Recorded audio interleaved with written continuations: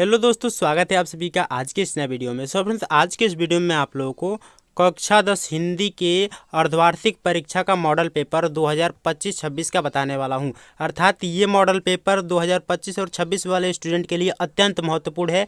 तो मैं इस वीडियो में पूरा हल सहित इस सभी मॉडल पेपर को एक एक सॉल्व के साथ बताने वाला हूं। तो वीडियो को पूरा जरूर देखिएगा, एक एक क्वेश्चन को अच्छे से तैयार कर लीजिएगा, क्योंकि अब सभी स्कूलों के धीरे धीरे हाफ ईयरली एग्जाम है आपके स्टार्ट होने वाले हैं। तो आप वीडियो को पूरा जरूर देखिएगा, आपके लिए अत्यंत महत्वपूर्ण ये वायरल मॉडल पेपर बता रहा हूँ। तो चलिए शुरू करते हैं आज के वीडियो और मैं आपको बताता हूँ हिंदी का मॉडल पेपर अर्धवार्षिक परीक्षा 2025-26 के लिए। देखिए, यहाँ से स्टार्ट हो गया आपका मॉडल पेपर और आप लोगों को पता है कि मॉडल पेपर में सबसे पहले आप क्या क्या चीज़ भरते हैं। तो सबसे पहले अपना नाम भरते हैं एंड अनुक्रमांक भरते हैं। एंड यहाँ पे लिखा है कि अर्धवार्षिक परीक्षा 2025-26 हिंदी कक्षा 10, ये पूर्णांक जो रहेगा आपका 70 नंबर का रहेगा और समय जो रहता है आपका 3 घंटे 15 मिनट का रहेगा। लेकिन कुछ कुछ प्राइवेट स्कूल जो होते हैं वो टाइम को कम कर देते हैं, क्योंकि वो सोचते हैं कि कम समय में लड़के से पेपर लेके अपना टाइम खत्म कर दिया जाए। ठीक है, तो ये नोट्स आप लोग को अच्छे से पढ़ लेना है। जैसे यहाँ पे नोट दिया गया कि प्रारंभ के 15 मिनट आपको प्रश्न पत्र पढ़ने के लिए निर्धारित है और प्रश्न पत्र जो है ये खंड अ और खंड ब 2 खंडों में विभाजित है। खंड अ में आपको क्या बहुविकल्पी प्रश्न मिलेंगे, जिसमें आपको 20 क्वेश्चन मिलेंगे, जिसका आंसर आपको OMR सीट पे भरना है। जैसे यहाँ पे 4 ऑप्शन दिए गए ABCD, और जो सही हो उसको आपको गोला कर देना है काले पेन से। ठीक है, और ये जो खंड ब है इसमें आपको 50 नंबर मिलेंगे और ये जो है वर्णात्मक प्रश्न है, इसका मतलब कि आपको लिख के आंसर देना है और ये कितने नंबर के है सब प्रश्न के सामने लिखा गया है। तो जैसे यहाँ पे पहला प्रश्न स्टार्ट हो गया, जैसे कि खंड अ में हम लोग अभी बताया कि बहुविकल्पी प्रश्न होते हैं और इसमें हम लोग को पहला प्रश्न ही दिया गया है कि उपन्यास सम्राट माने जाते हैं। हम लोग को बताना है कि उपन्यास का जो सम्राट है वो किसे बोला जाता है। तो यहाँ पे ऑप्शन दिया गया है कि श्याम सुंदर दास को, जयशंकर प्रसाद को, प्रेमचंद को या जैनेन्द्र कुमार को। तो यहाँ पे ऑप्शन नंबर सी जो है इसका राइट आंसर हो जाएगा। मुंशी प्रेमचंद को ही सब उपन्यासों का सम्राट माना जाता है। ठीक है, तो option number B is the right answer. चलिए नेक्स्ट क्वेश्चन देख लेते हैं। क्वेश्चन नंबर सेकंड में हम लोग को क्या दिया गया है। देखिए, क्वेश्चन नंबर सेकंड में दिया गया कि कलम का सिपाही के रचनाकार हैं। तो कलम का सिपाही के जो रचनाकार हैं यहाँ पे ऑप्शन दिया गया मुंशी प्रेमचंद है या अमृत राय हैं या हजारी प्रसाद द्विवेदी है, हरिवंश राय बच्चन है। तो यहाँ पे ऑप्शन नंबर बी में हम लोग को दिया गया है कि अमृत राय ही इसका राइट आंसर हो जाएगा। मतलब कलम का सिपाही, ये मोस्ट इंपॉर्टेंट प्रश्न मैं बता रहा हूँ। मैंने 80 क्वेश्चन अभी कराया है कुछ दिन पहले क्लास 10th और क्लास 12th दोनों के लिए। यदि आप वो सीरीज देख लेते हैं तो मैं पूरी गारंटी देता हूं कि उससे बाहर एक भी बहुविकल्पी प्रश्न नहीं आएगा। तो इस वीडियो को जरूर देख लीजिएगा, वीडियो की डिस्क्रिप्शन में लिंक होगा। तो यहाँ पे इसका बी जो है इसका राइट आंसर हो जाएगा। चलिए नेक्स्ट क्वेश्चन देख लेते हैं। क्वेश्चन नंबर थर्ड में दिया गया हम लोग को कि निम्नलिखित में से जीवनी है, इसमें से कौन सा जीवनी हम लोग को बताना है। जैसे ऑप्शन एक में दिया गया है कि वसेरे से दूर, फिर ऑप्शन बी में दिया गया अनाम दास का पोथा, ऑप्शन सी में दिया गया कलम का सिपाही और ऑप्शन डी में दिया गया है सरस्वती। तो हम लोग को बताना है कि इसमें कौन सा जीवनी विधा की रचना है। तो ऑप्शन सी जो है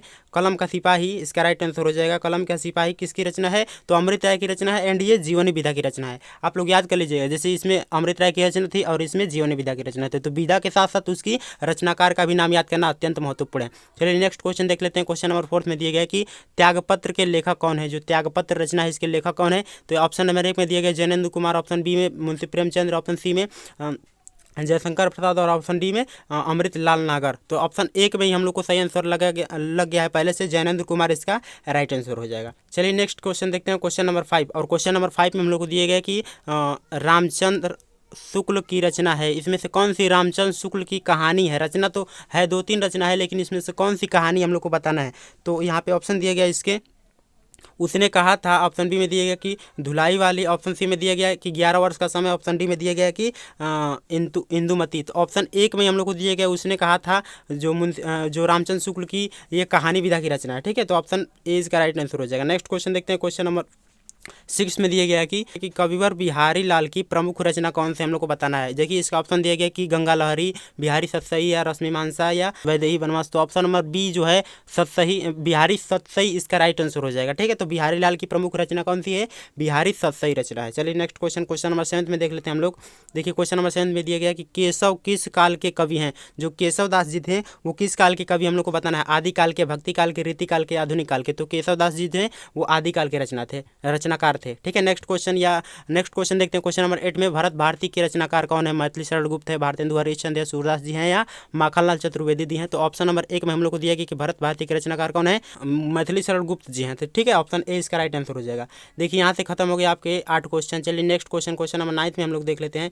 देखिए इसमें क्वेश्चन नंबर 9 में दिया गया हम लोग को कि भक्ति काल की रचना कौन सी है। हम लोग को बताना है कि भक्ति काल की रचना इसमें कौन सी है। विनय पत्रिका है या साकेत है या लहर है या प्रेम माधुरी है? तो ऑप्शन नंबर हम लोग को 9 में दिया गया, यहाँ पे ऑप्शन नंबर हम लोग को डी में दिया गया है कि प्रेम माधुरी इसका राइट आंसर हो जाएगा। चलिए नेक्स्ट क्वेश्चन नंबर 10 देखते हैं कि रीति काव्य धारा के प्रमुख कवि कौन है?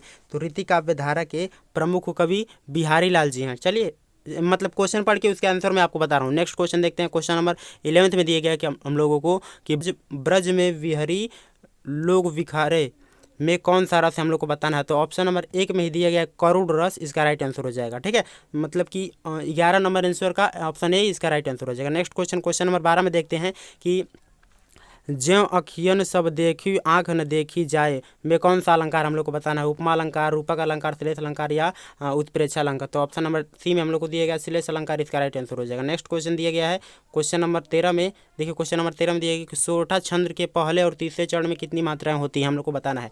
ऑप्शन 1 में दिया गया 13-11, ऑप्शन बी में दिया गया 11-13 और ऑप्शन सी में दिया गया 11-11 और ऑप्शन डी में दिया गया इनमें से कोई नहीं। तो ऑप्शन बी जो है इसका राइट आंसर हो जाएगा। 11 और 13 मात्राएं होती हैं। इसके पहले और तीसरे चरण में 11 मात्राएं और दूसरे और चौथे चरण में 13 मात्राएं होती है। मतलब कुल मात्रा कितनी होती है? 24 मात्रा होती है।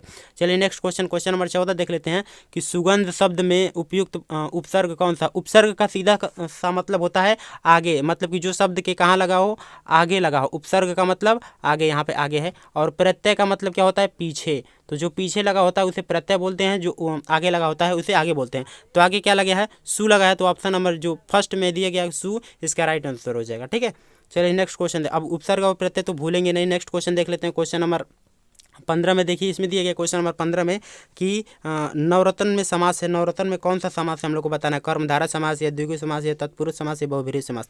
तो ऑप्शन नंबर ए में दिया गया है कर्मधारय समास, इसका राइट आंसर हो जाएगा। नेक्स्ट क्वेश्चन नंबर 16 में दिया गया है कि पृथ्वी का पर्यायवाची शब्द नहीं हम लोग को बताना है। भू पृथ्वी का पर्यायवाची नहीं है, या वसुधा नहीं है, धरा नहीं है, प्रसून नहीं है। तो ऑप्शन नंबर हम लोग को ए में दिया गया है भू, ये इसका राइट आंसर हो जाएगा। भू जो है पृथ्वी का पर्यायवाची नहीं हो, वो भूमि का पर्यायवाची है। तो भूमि और पृथ्वी में अंतर होता है। नेक्स्ट क्वेश्चन नंबर हम लोग को 17 में दिया गया है कि त्वाम शब्द में विभक्ति और वचन है कौन सा हम लोग को बताना है। तो जो त्वाम शब्द है इसमें विभक्ति और वचन कौन सा है बताना है। देखिए इसका ऑप्शन दिया गया तृतीय विभक्ति एक वचन, चतुर्थ विभक्ति एक वचन, द्वितीय विभक्ति एक वचन या षष्ठी विभक्ति एक वचन। तो क्वेश्चन नंबर 17 का राइट आंसर हो जाएगा ऑप्शन नंबर सी, द्वितीय विभक्ति एक वचन, इसका राइट आंसर हो जाएगा। नेक्स्ट क्वेश्चन देखते हैं। क्वेश्चन नंबर 18 में दिया गया हम लोग को कि जब वाक्य में भाव की प्रधानता हो तो वो कौन सा वाक्य होता है। जब वाक्य में भाव की प्रधानता हो तो वो भाववाच्य वाक्य होता है। ठीक है, नेक्स्ट क्वेश्चन नंबर 19 में दिया गया है कि जिस वाक्य में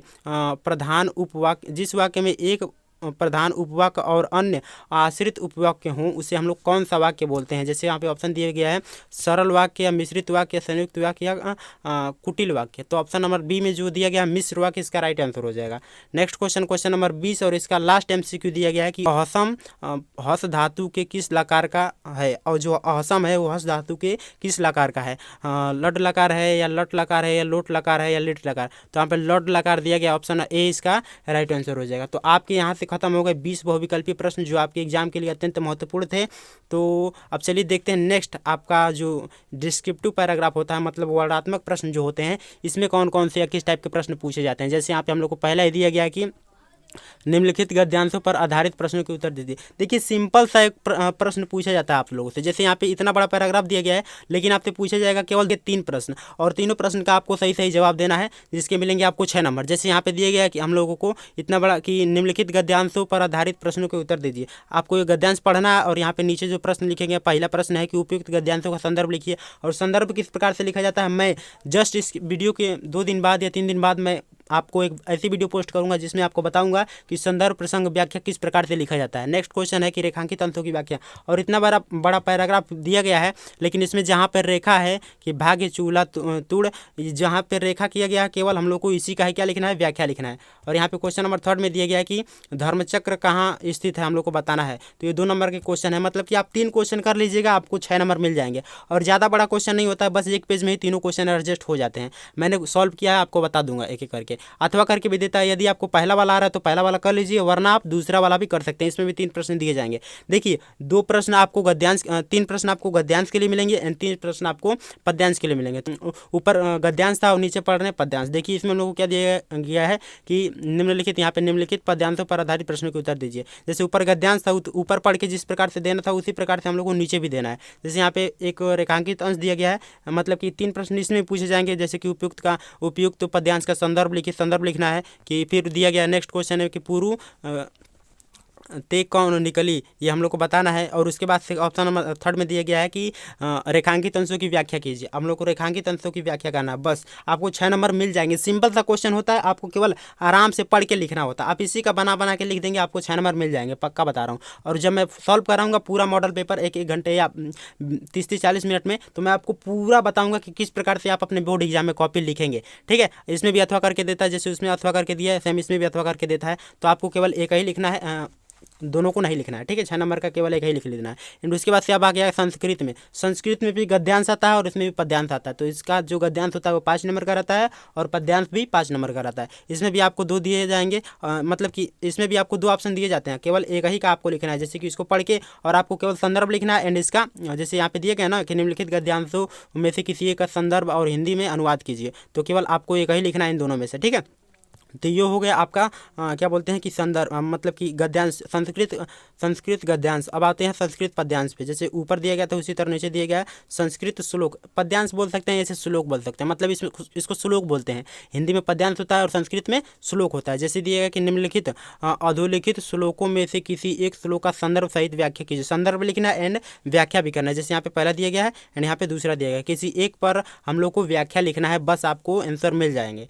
मतलब कि आपका 5 नंबर का जो प्रश्न है इसके नंबर मिल जाएंगे। ठीक है, एंड उसी तरह यहाँ पे आ गया क्वेश्चन नंबर 25 में दिया गया कि स्व पठित काव्यखंड के प्रमुख पात्र का चरित्र चित्रण कीजिए। जैसे कि अलग अलग मंडल में अलग अलग पढ़ाई, जैसे कहीं तुमुल चलता है, कहीं अग्र पूजा चलता है, कहीं कृष्ण चलता है, मतलब अलग अलग जगह पर अलग अलग चलता है। तो आपको उसके मुख्य जो पात्र हैं उसका क्या लिखना है, चरित्र चित्रण करना है। एंड ये आप तो याद ही कर लीजिएगा, चरित्र चित्रण जो आपके उसमें मुख्य पात्र हो जाते हैं, मतलब कि जो मुख्य पात्र होते हैं उसका आप चरित्र चित्रण याद कर लीजिएगा। ठीक है, एंड उसके बाद से नीचे दिया गया अथवा करके कि स्वपठित काव्य खंड के तीसरे सर्ग का सारांश लिखिए। आपको 4-5 सर्ग दिए जाते हैं ना, तो उसमें तीसरे सर्ग का आपको सारांश लिखना है। जहाँ से आप पढ़ते हो, किसी में अलग अलग मंडल में अलग अलग चलता है, तो आप जो भी पढ़ते हैं उसके तीसरे सर्ग का सारांश लिख दीजिएगा, बस आपका आंसर हो गया। तो ये model paper, viral model paper आपको बता रहा हूँ एक एक सॉल्यूशन के साथ। एंड उसके बाद से क्वेश्चन नंबर 26 में दिए गया हम लोग को कि निम्नलिखित में से किसी एक कवि और लेखक का जीवन परिचय लिखिए। मैंने अभी जस्ट कुछ दिन पहले जयशंकर प्रसाद का और तुलसीदास का अपलोड किया है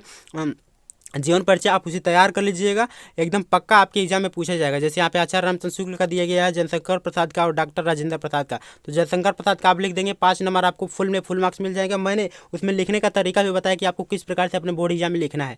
एंड उसके बाद से यहाँ पे वो तो था लेखक का, एंड यहाँ पे आ गया कवि का। जैसे इसमें कवि का दिया गया कि निम्नलिखित कवियों में से किसी एक कवि का जीवन परिचय लिखिए। इसमें सूरदास का, रसखान का और सुमित्रानंद पंत का। तो मैंने एक वीडियो में बताया है आपको किन किन लेखक और कवि का जीवन परिचय याद करेंगे तो आपके एग्जाम में 100% पूछा जाएगा। एंड वो मैंने इंस्टाग्राम पे अपलोड किया है, तो वहाँ से भी आप देख सकते हैं। एंड यहाँ पे आ गया आपका क्वेश्चन नंबर 27। देखिए इसमें दिएगा कि अपनी पाठ्य पुस्तक में से कंठस्थ याद किया हुआ कोई श्लोक लिखिए और ये जो इस प्रश्न पत्र में न आया हो। एंड ये जो आपको दिया जाएगा इसके लिए आपको 2 नंबर दिया जाएगा। तो आप 2-3 श्लोक याद कर लीजिएगा ताकि लिख सकें, आपको 2 नंबर मिल जाए। ठीक है, चलिए नेक्स्ट क्वेश्चन नंबर 28 देख लेते हैं। क्वेश्चन नंबर 28 मोस्ट इंपॉर्टेंट है। एंड ये दिया है कि अपने मित्र को बड़े भाई की शादी में सम्मिलित होने के लिए निमंत्रण पत्र लिखिए। आपको पत्र लिखना है 4 नंबर का, या वो नहीं कर सकते हैं तो आप ये लिख सकते हैं कि विद्यालय में खेल सामान उपलब्ध कराने हेतु प्रधानाचार्य को पत्र लिखिए। आप किसी एक पर पत्र लिख सकते हैं, नो डाउट। ठीक है, एंड उसके बाद से नेक्स्ट क्वेश्चन दिया गया हम लोग को क्वेश्चन नंबर 29। इसके मतलब कि 2 प्रश्नों के उत्तर देना है। संस्कृत में 2 प्रश्नों के उत्तर देंगे, 2 नंबर आपको मिल जाएंगे। एंड एंड आपके पूरे क्वेश्चन का सबसे हाईएस्ट नंबर वाला जो क्वेश्चन है वो है क्वेश्चन नंबर 30 और ये है 7 नंबर का। और मैंने बताया भी है कि किस प्रकार से आपको लिखा जाता है ये क्वेश्चन नंबर 7। किसी एक पर निबंध लिखना है, बेरोजगारी की समस्या पर, पर्यावरण एवं स्वास्थ्य पर, फिर यहाँ पे राष्ट्रीय एकता पर एंड जनसंख्या विस्फोट कारण और निवारण पर। मैंने पर्यावरण प्रदूषण पर बताया है, तो आप उसको देख लीजिएगा, आपको पता चल जाएगा। क्लास 10th और क्लास 12th दोनों के लिए इंपॉर्टेंट है ये पर्यावरण प्रदूषण पर निबंध। जैसे यहाँ पे दिए पर्यावरण एवं स्वास्थ्य, वही है पर्यावरण प्रदूषण पर निबंध। तो आपको उस वीडियो को देख लेना है एंड वो वीडियो वायरल भी मेरी जा रही है, तो उसे देखिएगा जरूर। तो यहाँ से आपका पूरा खत्म हो गया पूरा क्लास 10th का मॉडल पेपर। आई होप कि आज का पूरा वीडियो एक एक सोल्यूशन के साथ, MCQ सोल्यूशन के साथ आपको समझ में आया होगा। एंड इसकी शॉर्ट वीडियो मैं इंस्टाग्राम पे पोस्ट करूंगा, फुल वीडियो आपको मिल ही गई है सॉल्यूशन के साथ। तो आई होप कि पूरा वीडियो आपको समझ में आया होगा। तो मिलते हैं नेक्स्ट वीडियो में, तब तक के लिए धन्यवाद। जय हिंद, बाय बाय।